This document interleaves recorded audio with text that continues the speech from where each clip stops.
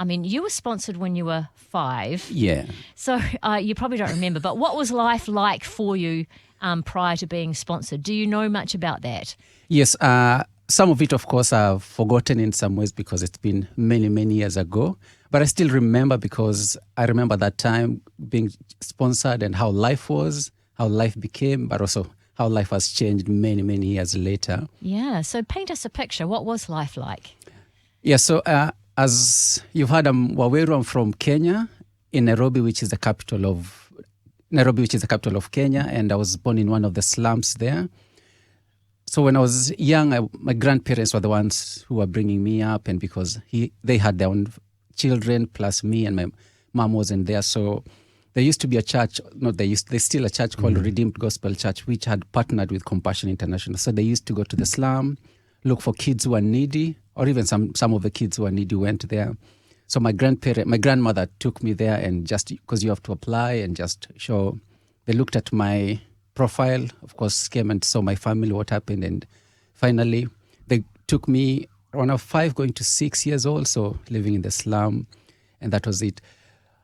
I understand when I say slum or a ghetto, it's different in New Zealand, but just in those days living, because it was nearly 12 of us in the house and living in a sometime one room house or 2-bedroom. I know it's... I was going to say, like when you say 12 of you living in a house, immediately my New Zealand mind goes to a house. Oh. But we're talking about what sort of size and what was it like? I think it's like this room here, maybe 2 room like this, Wow. the studio Okay, here. so we're talking about like, It's about how many meters? 5 by meters. 5? 5 by 5, yeah. so Yeah. that would be... Yeah. One side would be the bedroom, the other side would be The living the area. living area. But still, because you're 12 of you, and sometimes some of the cousins or people who needy come, you'll be... I know it's unimaginable to think, but It 15, is unimaginable. How 16. would you fit 12 in here? Like, So some would sleep in the bedroom, some down, some on the sitting area.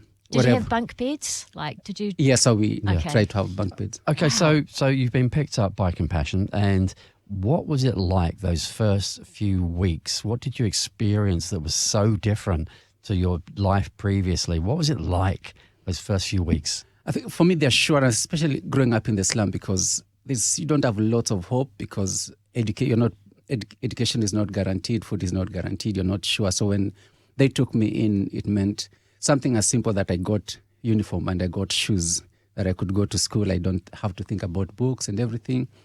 Then every Saturday we used to meet at the church in the morning, just learn about life skills. And especially for us as boys, we knew we may not have so much meal during the week, but on Saturday I knew there's one assured meal.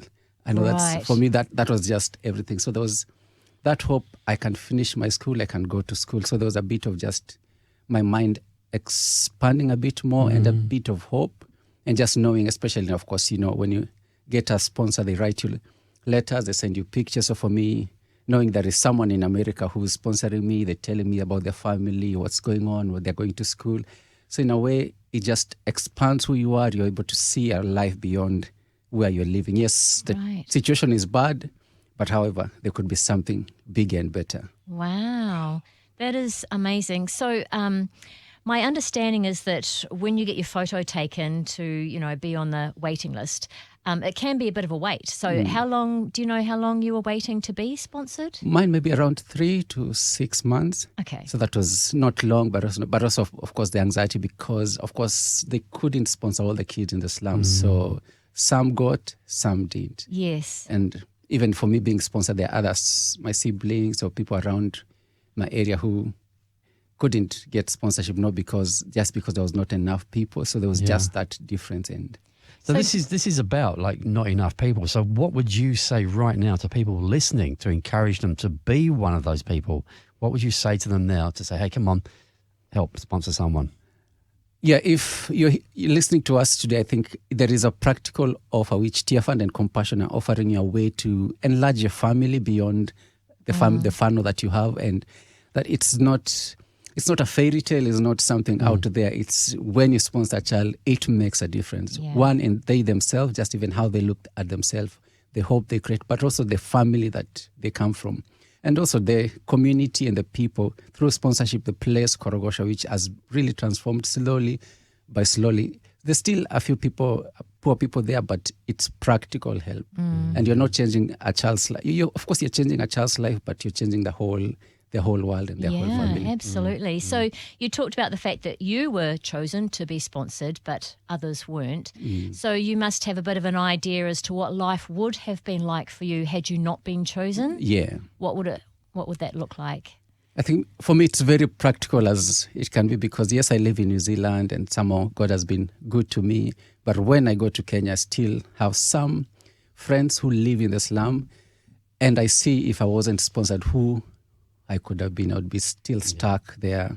Some of them couldn't finish school. Some of them died because of joining gangs and everything. So I know what I see it when I go to Kenya. But also I feel it because sometimes people, of course, call you, ask you for things, money and all that. So I know if through compassion and them being used of God, I literally know where I could have been. Wow, that's so powerful, isn't it? So Yeah, powerful. so you were sponsored, and then at some point along the way you thought, hey, I can choose what I want to be. I've got a future that I can kind of navigate now. I've got choices. So what did that look like for you? Like, were you thinking, oh, I know what I want to be. I want to be a youth pastor or a doctor or whatever. What did that look like? I think growing up in the slum, especially for some of the kids and some of us who didn't have their immediate family like dad and mom. So I knew even when I was a teenager and going just through the challenges of identity and everything, I knew I want to give back to the young people. And I looked back, I said, if even beyond my family, now that I had compassion, who acted like mentors, I want to be that to other people. So when I was 18, 19, I decided to be a youth pastor. And so I've done that God has helped me travel a bit, a few countries in Africa. And that's what I've been doing, I think, for the last 18 years. Wow. Just looking back, because I know what it is to need someone to just say, there is hope. And now you brought all those life experiences to New Zealand where you're doing this job now. Yes. What a blessing. Yeah. Wow, Yeah. from one person sponsoring you, all that journey to bring you here to New Zealand. Yes. Yeah, thank you, Jesus. So child sponsorship truly is life-changing. It is. But I know, especially if you live in New Zealand and you've never visited or you hear it, it seems like it's just money coming from your bank to Tier Fund or Compassion, and it doesn't look tangible. But I can tell you, I know, of course, other alumni who've been sponsored, who are some in Kenya and some all over the world, but it's just because someone trusted that what I could give. And I think for Tier Fund and Compassion is just they're opening a door to say you can be more, and it's practical. It's not just, and the good thing, I like about Tier Fund is not a hit and run. Yeah, it's a long term. You talk to the child, you Yeah. write letters, you pray for them, you see, and if hopefully you can even visit them so you can see it. It's a tangible discipleship tool Yeah. that is practical and real.